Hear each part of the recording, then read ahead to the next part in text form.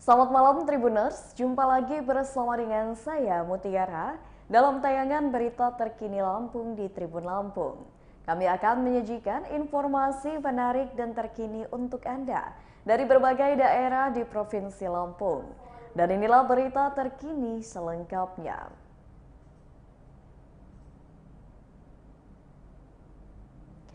Punya utang 1 miliar rupiah, bidan DA nekat gelapkan 8 mobil rental. Oknum bidan DA yang diduga melakukan penggelapan mobil rental dihadirkan pada ekspos yang digelar Polresta Bandar Lampung pada Rabu 3 Agustus 2022. Sebelum ekspos, oknum bidan tersebut berada di dalam Toyota Calya hitam dengan nomor polisi BE1821CV milik korban. Terpantau oknum bidan berada di dalam mobil korban yang dihadirkan. Oknum bidan sudah menggunakan baju tahanan Polresta Bandar Lampung. Selain itu, Polresta Bandar Lampung menghadirkan 4 unit mobil dalam ekspos atas dugaan penggelapan mobil rental oleh oknum bidan di Lampung. Adapun keempat mobil yang diduga digelapkan yakni Calya Silver dengan nomor polisi BE1712CV, Calya Hitam dengan nomor polisi BE1821CV, Calya Orange dengan nomor polisi BE1703AAC dan Xenia Hitam dengan nomor polisi BE1862FB.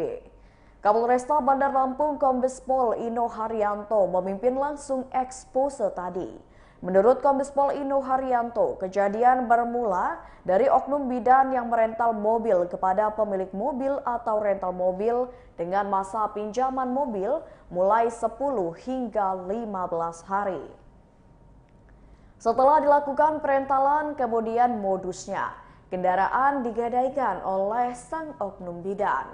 Digadai kepada orang lain dengan nilai 25 hingga 30 juta rupiah per unitnya.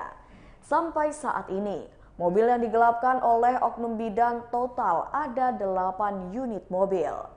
Kombes Pol Ino mengatakan, dari 8 mobil baru 4 mobil yang sudah diamankan polisi dan 4 unit lainnya sedang dikejar polisi. Selain itu, ia mengatakan 8 mobil tersebut berasal dari 4 laporan polisi. Makanya ia menegaskan, siapapun yang ikut serta dengan tindak pidana ini akan ditindak. Menurutnya pelaku melakukan tindak pidana penggelapan dengan motif ekonomi atau untuk mencari uang dan memperkaya diri. Dan oknum bidan DA mengakui kalau uang hasil penggelapan mobil rental digunakannya untuk membayar utang senilai 1 miliar rupiah. Selain bidan DA, polisi juga menghadirkan HR berusia 28 tahun. Warga Taman Gading Jaya, Tanjung Karang Timur. Ia merupakan penada mobil yang digelapkan oleh oknum bidan DA dan mendapatkan keuntungan fee dari penjualan mobil satu unitnya 150 hingga 300 ribu rupiah. Dijelaskannya bahwa dirinya hanya perantara saja. HR juga mengaku mobil yang sudah digadai saat ini baru 1 unit dan setiap unit mobil dihargai 30 juta rupiah.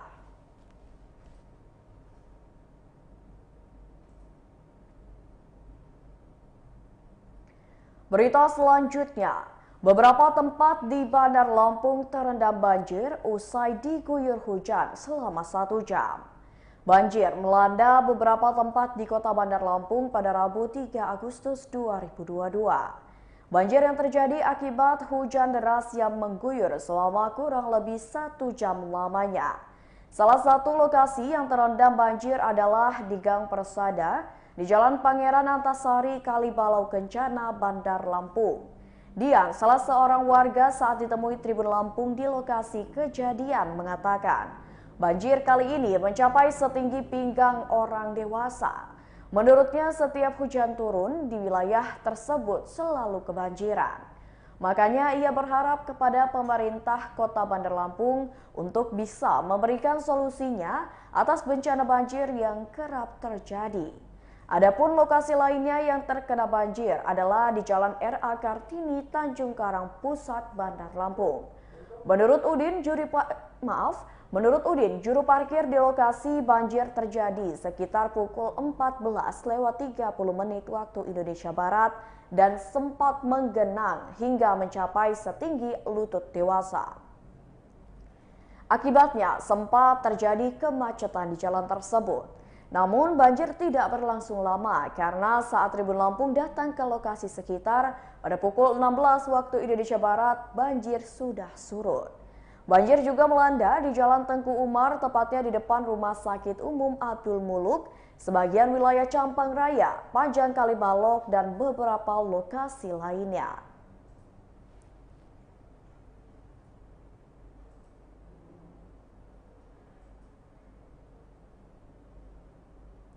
Berita selanjutnya, warga Tanjung Raya Kedamaian temukan bayi di dalam kardus.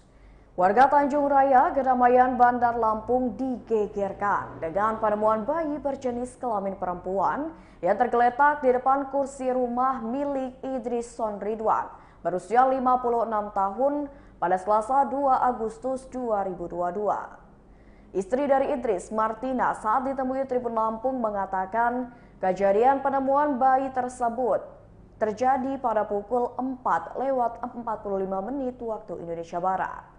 Saat itu suaminya akan sholat subuh dan bayi sudah ada di dalam kardus minuman dalam kemasan. Ketika itu sang suami mengira kardus itu berisikan pakaian kotor. Lalu sepulang dari masjid, bayi masih berada di dalam kardus tersebut. Kemudian katanya sang suami masuk ke rumah lagi. Sekitar pukul 6 waktu Indonesia Barat saat suami mau maraton dan sambil mengambil sepatu, lalu saat duduk di kursi, ia melihat kardus bergerak dan ternyata setelah dilihat isinya adalah seorang bayi. Kata Martina, saat ditemukan bayi dibungkus handuk warna merah. Terlihat juga saat diangkat masih ada darah di sekitar tubuh bayi tersebut. Bayi tersebut saat ditemukan hanya diam saja dan tidak menangis. Lalu sekitar pukul 8 waktu Indonesia Barat, bayi dibawa ke Rumah Sakit Umum Daerah ada di Cokrodipo dengan ambulans oleh Ketua RT, Babin Kamtibmas dan Babinsa. Ia memperkirakan bayi tersebut baru dilahirkan sekitar pukul 4 waktu Indonesia Barat, lalu dibuang ke depan rumahnya. Saat ditimbang, bayi memiliki berat 2,9 kg dengan panjang 50 cm, serta memiliki kulit yang putih bersih.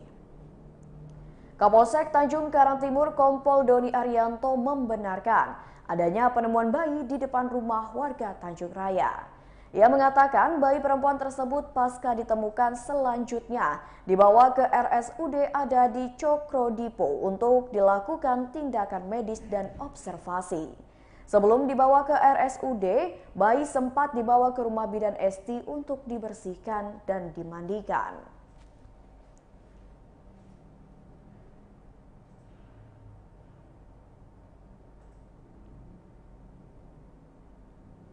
Berita selanjutnya, Sekretariat DPD KNPI Lampung Utara diserang kelompok tak dikenal. Kantor Sekretariat Dewan Pengurus Daerah atau DPD Komite Nasional Indonesia atau KNPI Kabupaten Lampung Utara diserang dan dirusak sekelompok orang tak dikenal pada Selasa 2 Agustus 2022 malam sekira pukul 22 waktu Indonesia Barat. Adapun alamat sekretariat berada di Jalan Penitis, Kota Bumi Selatan, Lampung Utara dan menempati sebuah ruko berlantai 2. Ketua DPD KNPI Lampura Imausyah mengatakan dirinya mendapat informasi jika kantor yang baru ditempatinya itu didatangi sekelompok pemuda. Menurutnya, kebanyakan para penyerang mengenakan pakaian kuning dan langsung melakukan pengerusakan sejumlah kelengkapan atribut yang ada. Imausyah pada Rabu 3 Agustus 2022 mengaku ketika baru sampai rumah ia ditelepon sekretaris dan wakil ketua yang mengabarkan terjadi penyerangan dan pengerusakan sekretariat DPD KNPI Lampung Utara oleh sekelompok orang tak dikenal. Ia mengatakan mereka bilang ingin bertemu dengan ketua KNPI, akan tetapi belum juga datang, mereka sudah melakukan pengerusakan. Imausyah menyebut jumlah pelaku sekitar 8 orang. Meski begitu, Ia tidak ingin berspekulasi tentang siapa dan motif penyerangannya. Namun pihaknya akan melaporkan peristiwa pengerusakan ke Polres Lampura sehingga dapat diusut sampai tuntas. Tak hanya itu, secara organisasi pihaknya juga akan melapor kepada Ketua Umum DPP KNPI Haris Pratama. Akibat insiden penyerangan dan pengerusakan itu, pihaknya mengalami kerugian moral maupun material.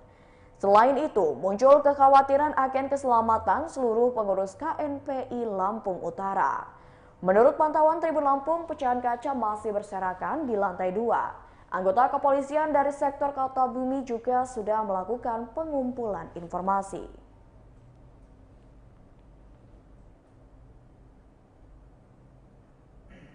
Berita selanjutnya, Polres Pesawaran tangkap pelaku tindak asusila terhadap anak di bawah umur. Unit Pelayanan Perempuan dan Anak atau PPA Satuan Reserse Kriminal Polres Pesawaran berhasil mengungkap kasus dugaan tindak asusila terhadap anak di bawah umur berinisial SA. Adapun pelaku asusila berinisial WH yang berusia 19 tahun merupakan warga Kecamatan Wairatai, Kabupaten Pesawaran, Lampung. Pelaku ditangkap TK 308 Polres Pesawaran pada Selasa 2 Agustus 2022 kemarin. Pelaku WH ditangkap di Kecamatan Kedondong, Pesawaran. Penangkapan pelaku berawal dari informasi masyarakat bahwa pelaku WH sedang berada di Desa Tanjung Mas. Namun saat akan dilakukan penangkapan, pelaku WH sempat melakukan perlawanan kepada petugas. Penangkapan pun dipimpin langsung KBO Reskrim Ibda Zainal Abidin. Kemudian pelaku WH dibawa ke unit PPA Satreskrim Polres Pesawaran untuk dimintai keterangan lebih lanjut. Menurut Kasat Reskrim Polres Pesawaran, AKP Supriyanto Husin, penangkapan WH berdasarkan laporan orang tua korban. Orang tua korban melaporkan kasus dugaan tindak asusila yang dilakukan pelaku WH kepada unit PPA Satreskrim Polres Pesawaran. Adapun peristiwa tindakan asusila bermula pada hari Sabtu 23 Juli 2022 sekira pukul 22 waktu Indonesia Barat. Menurutnya, saat itu korban sedang membawa sepeda motor lalu bertemu pelaku WH di jalan. Saat itulah pelaku WH mengajak korban datang ke rumah temannya di Desa Tanjung Jati, Kecamatan Kedondong. Kemudian setelah tiba di rumah teman pelaku, korban mendapatkan tindak asusila oleh pelaku WA. Korban mendapatkan tindak asusila sebanyak 3 kali selama 4 hari. Barang bukti yang diamankan berupa 1 kaos lengan pendek berwarna hitam, 1 kaos lengan panjang berwarna merah muda, dan 1 rok berwarna coklat. Terkait kasus tersebut, Kasat Reskrim mengatakan pelaku akan dijerat dengan pasal 81 Undang-Undang Nomor 35 Tahun 2014 serta Undang-Undang Perlindungan Anak.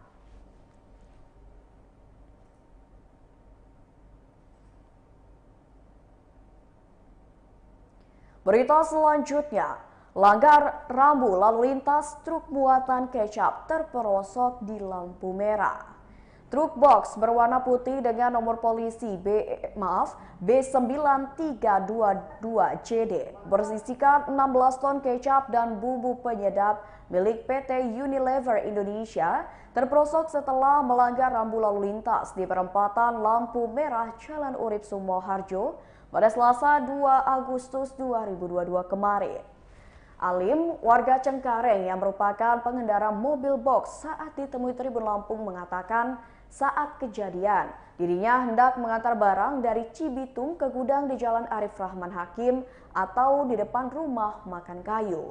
Menurut Alim, saat kejadian ia mau berbelok ke arah Jalan Urip Sumoharjo dari Jalan Bypass Soekarno-Hatta dan menghindari mobil Pajero. Menurutnya saat akan berbelok ada mobil Pajero berada di depannya. Sehingga daripada menabrak mobil tersebut akhirnya ia memilih untuk banting setir ke kiri hingga akhirnya terperosok. Ia mengatakan kontur tanah di tempat tersebut ada airnya sehingga akhirnya tanahnya amblas. Dirinya mengaku rutin untuk pergi ke Lampung. Bahkan dalam 1 bulan, ia bisa 3 kali antar barang milik PT Unilever Indonesia ke gudang di Lampung. Sementara Kasih Manajemen Rekayasa Lalu Lintas Dishub Kota Bandar Lampung, Nirmatano mengatakan, truk box ini melaju dari arah Bakauheni hendak ke Jalan Arif Rahman Hakim. Namun di lokasi ada rambu tidak boleh berbelok dan ada perboden. Tapi karena dari undang-undang pihaknya tidak melakukan penindakan, jadi ia hanya mengatur lalu lintas saja. Selain itu, akibat kejadian tersebut, sarana dan prasarana atau pelang rambu lalu lintas rusak dan harus dilakukan perbaikan. Lalu akibat kejadian tersebut sempat terjadi kemacetan akibat banyak pengendara lain yang hendak melihat truk tersebut sehingga mengakibatkan kemacetan. Pihaknya juga sudah melaporkan kejadian tersebut ke pihak kepolisian.